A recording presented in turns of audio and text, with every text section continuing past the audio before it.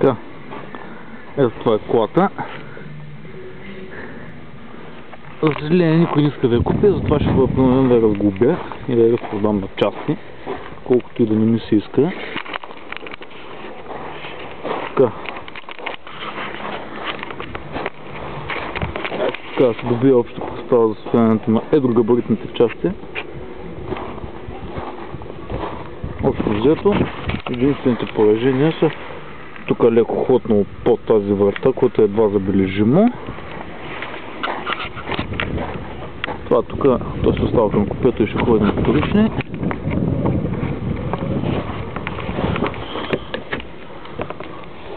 Бронята има дупки за парктроник.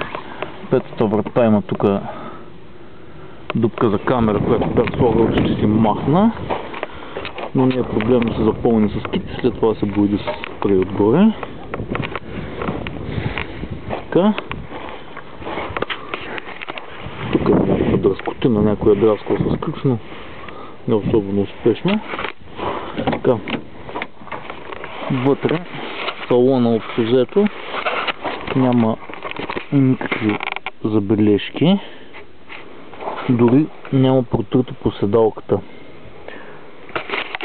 Освен тук нещо може би, ама и тук е някаква тошица. Но общо взето салона е прекрасен. Волана не става, корито са хубави на вратите. Така. Ще присъствате на последното палене на автомобила.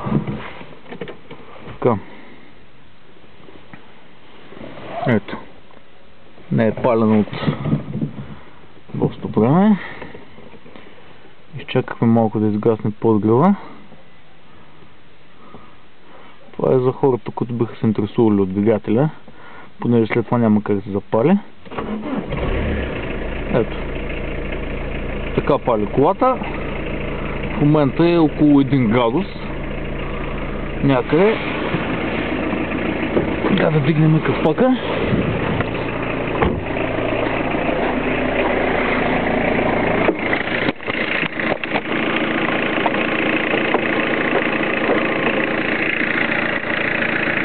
Двигателя работи добре, няма шумове, тегли като влак, общо взето няма никакви проблеми.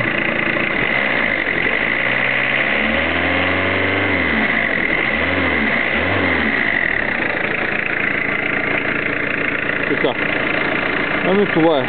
След малко започнем да разгубяем, няма да може повече да се пали.